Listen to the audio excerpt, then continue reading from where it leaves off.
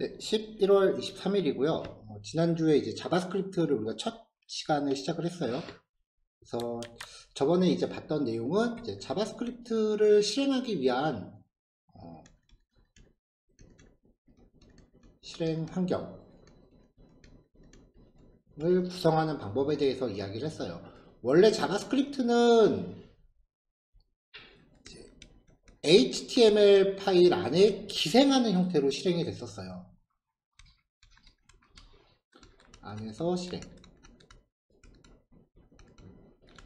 근데 이 경우에는 웹페이지 안에서 각종 효과를 줄 때나 유용한 거지, 지금처럼 우리가 자바스크립트 자체의 어떤 작성 규칙을 보기 위한 방법으로는 굉장히 번거로운 처리가 더 많기 때문에 지난주에 봤었던 거는 자바스크립트 자체 실행, 자바스크립트가 자체적으로 실행하는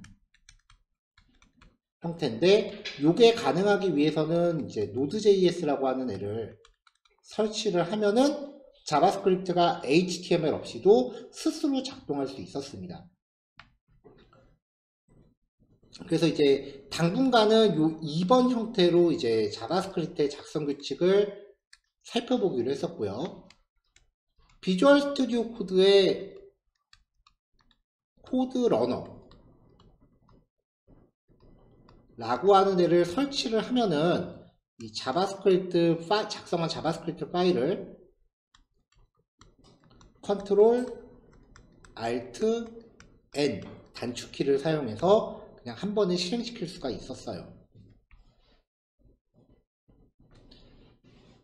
자, 그 다음에 이제 살펴봤었던 개념이 이제 변수라고 하는 개념이에요. 이 변수라고 하는 건 프로그램이 표현하고자 하는 내용이에요.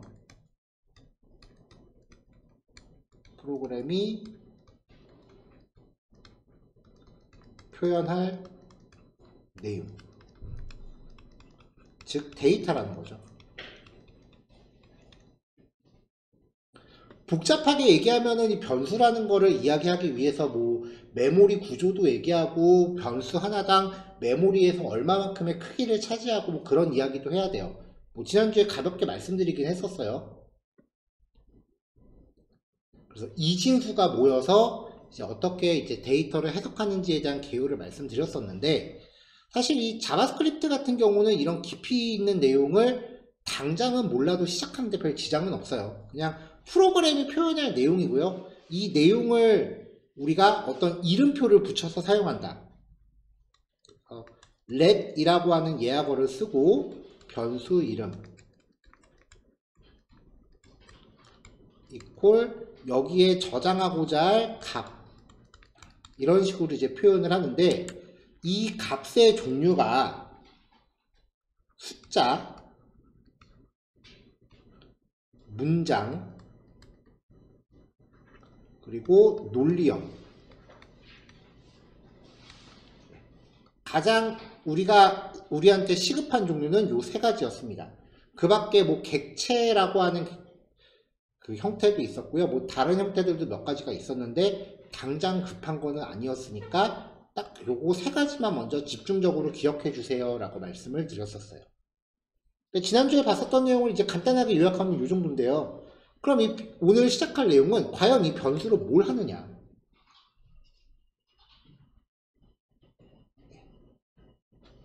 그래서 이제 오늘 첫 번째로 소개해 드릴 게 연산자라고 하는 주제입니다. 근데 이거 어려운 내용 아니에요. 그냥 우리가 익히 당연하게 알고 있는 상식을 기준으로 생각하세요. 각종 연산을 사용하는데 사용되는 특수기호예요. 더하기, 빼기, 곱하기, 나누기요. 그러니까 너무 복잡하게 생각하지 마세요. 물론 프로그램만의 표현 방법도 있기는 한데 그것도 우리가 알고 있는 상식에서 좀 더 확장된 거지 복잡하게 생각하실 건 없어요.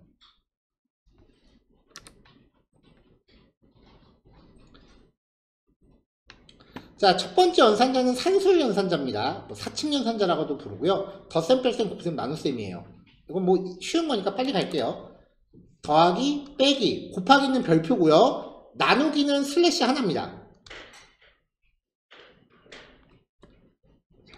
10 나누기 2라고 하면은 결과 5가 나오고요. 10 나누기 4라고 하면은 2.5가 나오고요. 10 나누기 3이라고 하면은 3.3333 지가 할 수 있을 때까지 가요. 가다가 더 이상 못하겠으면 그만둡니다. 왜냐면 컴퓨터가 연산할 수 있는 자릿수의 한계가 있기 때문에 그래요.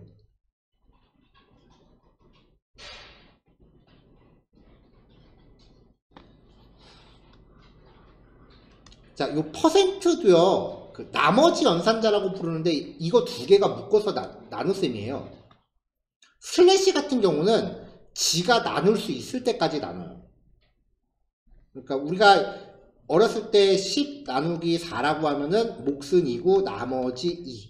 이게 이제 초등학교 때 배웠던 개념이고요. 중학교 때로 올라가면은 10 나누기 4는 2.5 이렇게 소수점까지 계산을 하잖아요. 이 퍼센트는 초딩용이에요, 초딩용. 거기서 몫을 버리고 나머지만 취해요.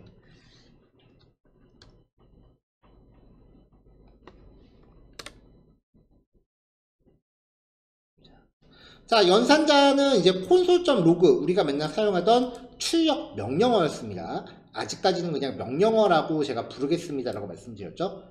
왜냐면 아직 이 녀석의 정식 명칭이 아직 진도상 나오질 않았어요. 그래서 이 괄호 안에 연산식을 적어 놓으면 연산 결과가 출력이 되고요. 아니면은 연산 결과를 다른 변수에 할당할 수도 있어요. 예를 들어서 let a는 5, let b는 3 이렇게 했을 때 let c는 a 더하기 b 라고 하면은 얘가 5 더하기 3이니까 그 결과값 8이 c에 저장되는 거죠.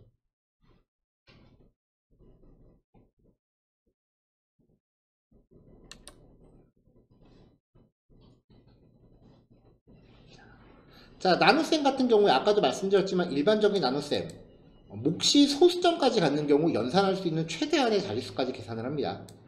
나눠 떨어지지 않는 나눗셈은 처리 가능한 범위 안에서 최대한의 소수점 자릿수까지 계산하고 이제 컴퓨터가 감당할 수준이 안 되면 그냥 때려칩니다.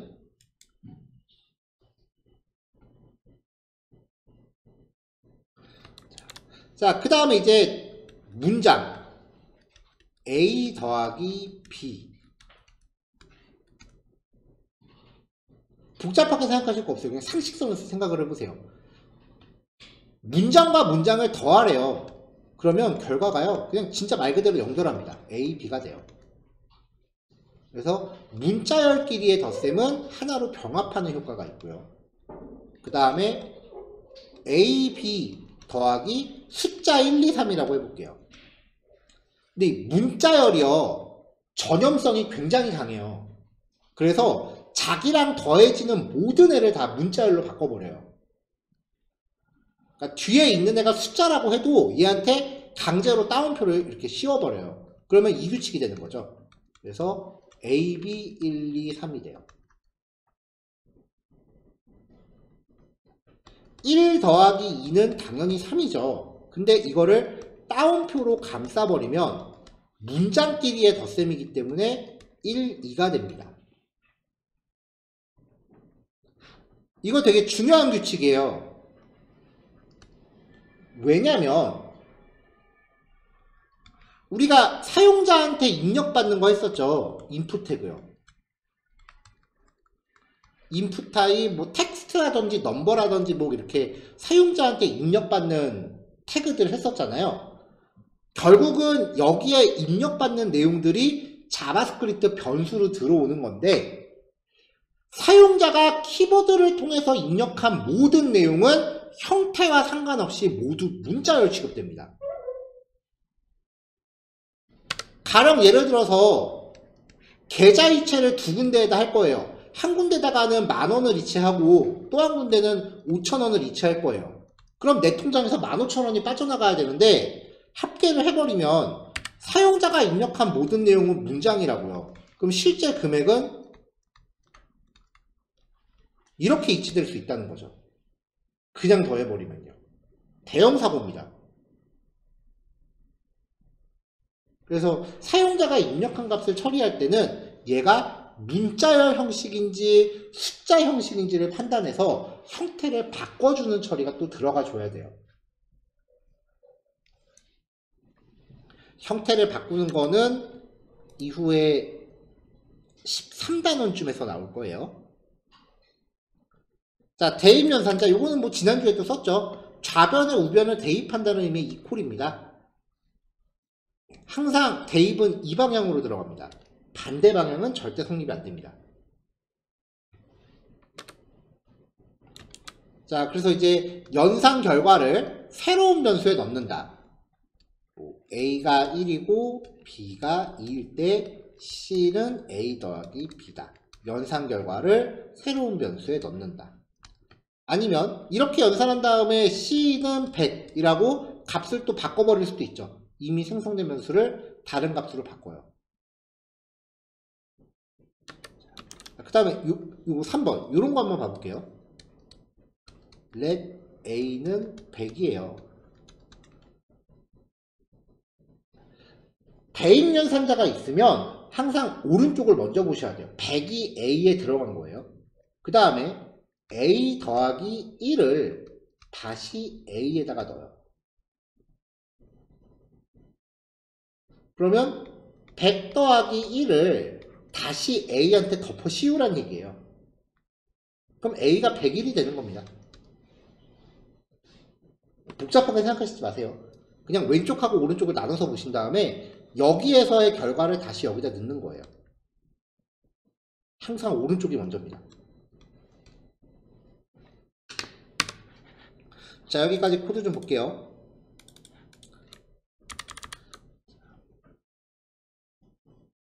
자, 3단원 예제는요, 제가 웬만해서는 출력 결과를 옆에 이렇게 주석으로 딱 써놨어요. 그러니까 결과를 눈으로 보시고, 아, 이 정도는 괜찮겠다 싶으시면은 굳이 실습을 안 해보셔도 되긴 하는데, 만약에 코딩이 처음이시면은 그래도 한 번은 직접 입력을 해보세요. 왜냐면, 코딩에서 타이핑 되는 게 일반적인 영어 문장하고 좀 달라요. 생겨먹은 게.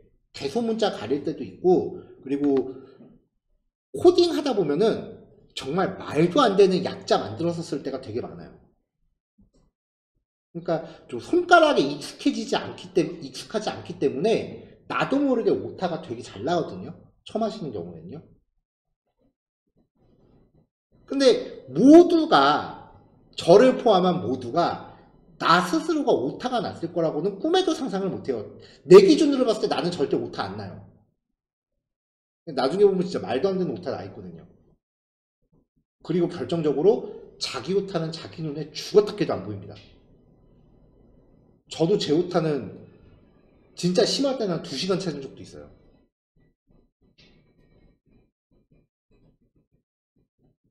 그리고 어떤 때는 이제 코드를, 간단한 코드 같은 경우는 이제 손으로 쓰라 그러면은 손으로 쓸 때는 스펠링이 그렇게 기억이 안 나요. 근데 타이핑 하라 그러면은 그냥 알아서 손이 쳐져요. 어느 정도 자동 완성 기능도 있고, 그리고 하도 타이핑 하니까 손가락이 그냥 외우더라고요, 자리를. 물론 이거는 이제 이해도 해야 되고 내가 어느 정도 기억도 해야 되지만, 지금 우리가 하는 교육의 정식 명칭은 직업훈련 교육이거든요. 직업훈련이에요. 그러니까 몸이 익숙해지셔야 돼요. 그래서 아직 익숙하지 않으시면 꼭 아무리 간단한 코드라도 직접 한번 쳐보시기를 권해드립니다.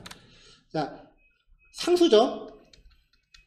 콘스트라고 붙었으니까 상수예요. 상수는 한 번 값을 대입하면은 그 값을 바꿀 수가 없는 애들이에요. 여기서는 A와 B에 들어있는 값을 활용해서 새로운 결과를 만들어내고 있는 거지 A랑 B 자체를 바꾸는 건 아니거든요. 그래서 상수로 사용을 했어요. 뭐 let 해갖고 변수 써도 상관없고요. let A는 5라고 하면은 이거는 나중에 값을 다시 이렇게 내가 바꿀 수가 있어요. let은. 콘스트는 A는 10이라고 값을 바꾸면 에러가 나요. 이렇게 놓고 보면은 얘가 더 좋아 보이잖아요. 바꿀 수 있고 바꿀 수 없고. 그래서 저도 개인적으로는 렛을 더 많이 씁니다. 근데 이상하게 자바스크립트 코딩하는 사람들 콘스트를 좋아해요. 왜 그런지는 모르겠어요. 이게 프로그래밍 쪽이요, 좀 이상한 유행이 좀 있어요. 유행을 좀 타요. 특히 우리나라, 더군다나 그 중에서 프론트엔드 하시는 분들이 누가 뭐 하나 좋다 그러면 우르르 따라가는 경향이 되게 심해요. 제가 보기에.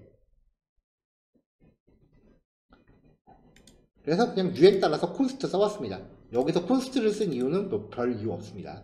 마지막으로 변수 선언할 때 바라고 들어가는 키워드, 이거는 진짜 그냥 아예 잊어버리세요. 쓰지 마세요. 심지어 저도 여기 예제 어딘가에 아직까지 미처 고치지 못한 바가 남아있을 수 있어요. 그냥 미처 못 고친 잔재인 거지 바를 쓰고 싶어서 쓴 건 아니라는 거. 바는 잊어버리시고 그냥 렛하고 콘스트만 기억하세요.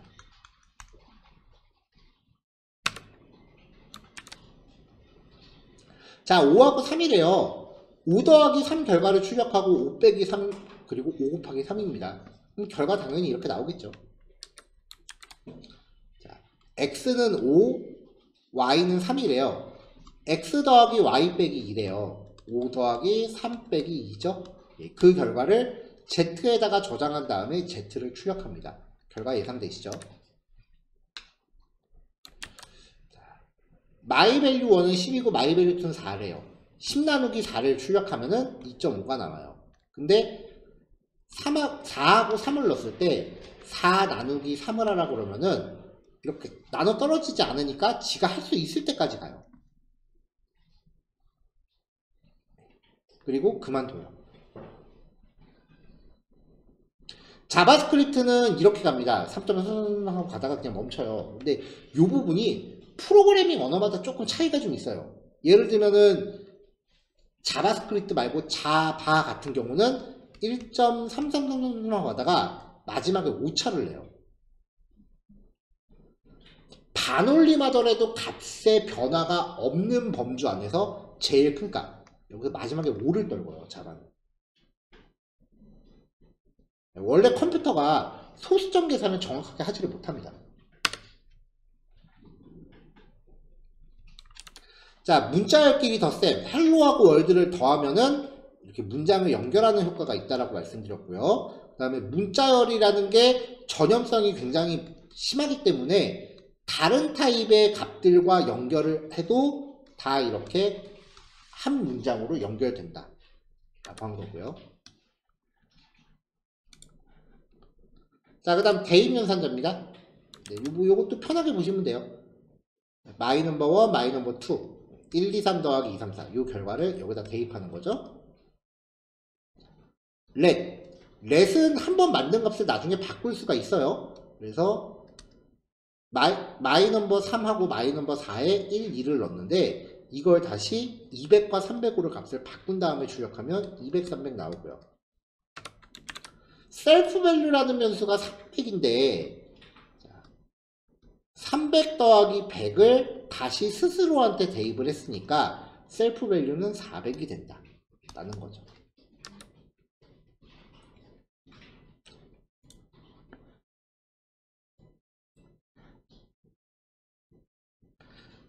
자, 그 다음에 이제 단항연산자입니다.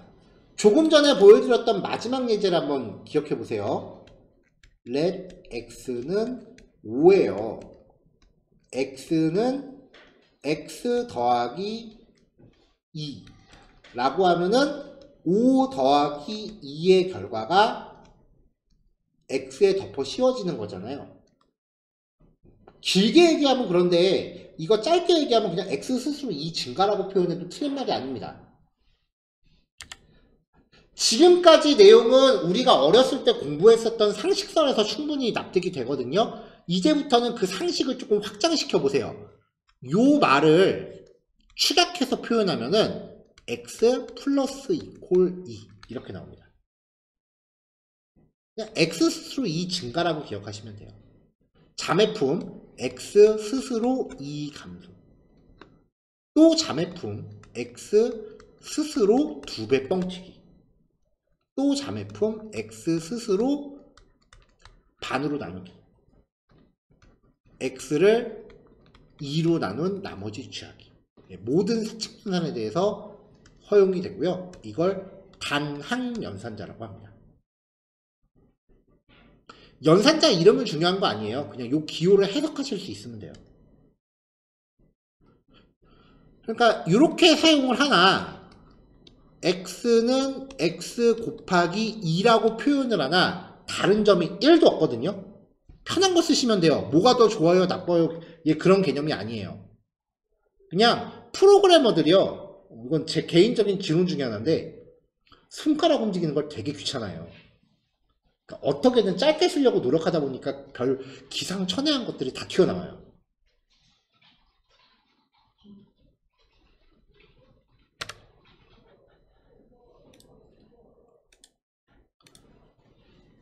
자, 그래서 x가 100이에요. x 스스로 10 증가. 그럼 여기서 110 되죠? 그 110을 가지고 다시 30 감소. 80이 되죠? 이걸 가지고 2배 뻥치기. 160이 됐고요. 이걸 5로 나눕니다. 그러면 160 나누기 5는 32예요. 그럼 x가 32가 되고요. 이걸 10으로 나누고 나머지를 취해요. 그러면 2가 나와요.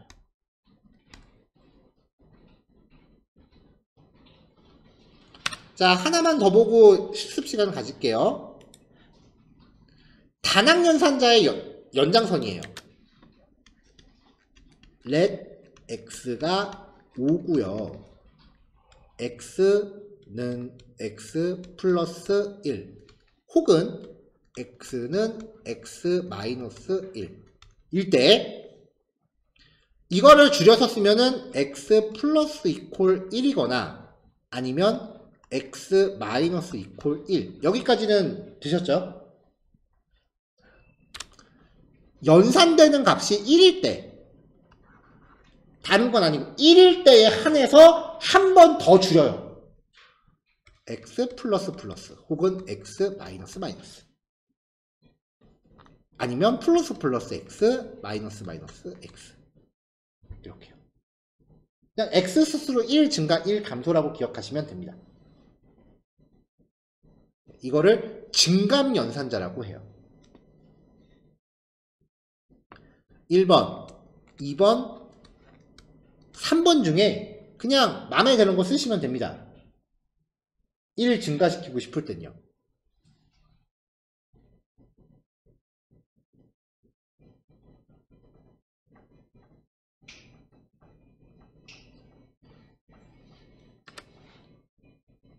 자, 스스로 1 증가 혹은 감소예요. 단항연산자를 덧셈과 뺄셈에 한해서 추격한 거예요. 다른 건 안 되고요. 스스로 1 증가 혹은 1 감소로 해석해요.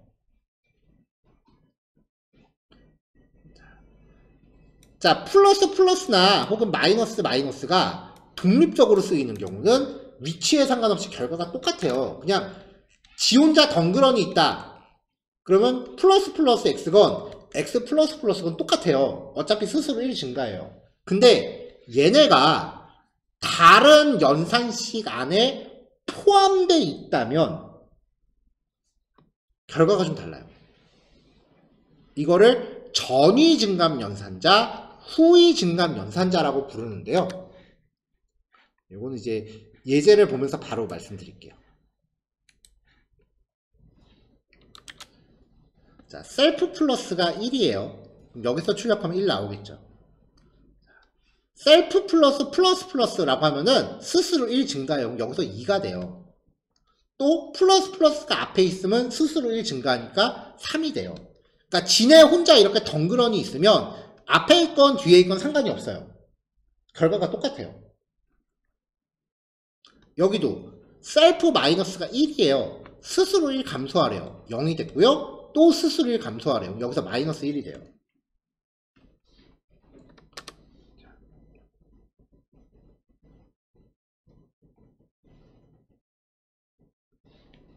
자, 근데 증감연산자가 이렇게 다른 연산식 안에 포함이 되어 있으면 좀 다르게 작동합니다.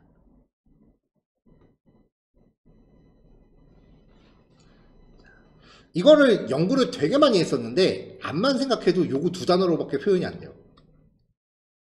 그냥 앞에 있으면 앞북이고요. 뒤에 있으면 뒷북이에요. 자, 100 더하기 플러스 플러스 프리브 밸류라고 돼 있으면은 앞북이에요. 지가 먼저예요. 1이었죠? 지가 먼저 작동해요. 그러니까 얘가 2가 되고요. 그 다음에 전체식을 봐요.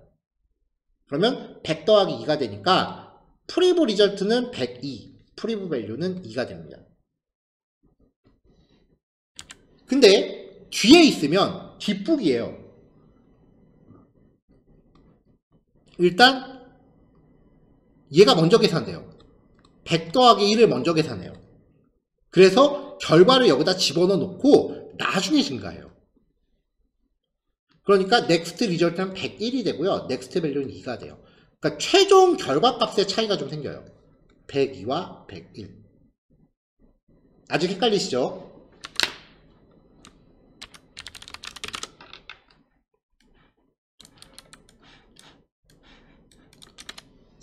앞에 있으면 앞북이라고 말씀드렸잖아요.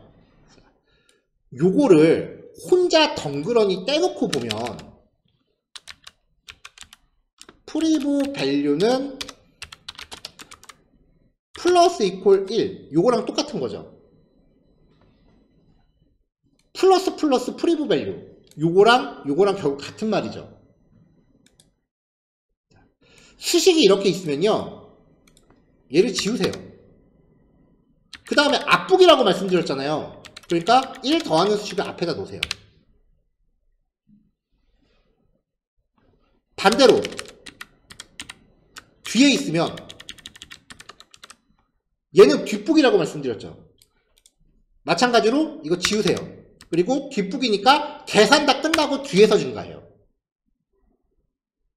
이렇게 놓으시면 돼요.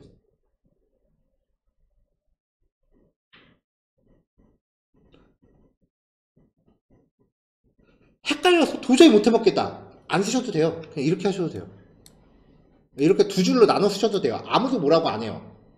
솔직히 이렇게 써도 결과 똑같은데 굳이 이렇게 쓴다? 솔직히 이거 조금 건너뛴 거예요. 그러니까 헷갈리시면 굳이 이렇게 연산을 안 하셔도 됩니다. 그냥 이렇게 나눠서 하셔도 프로그램에는 전혀 영향이 없어요. 결과 똑같아요.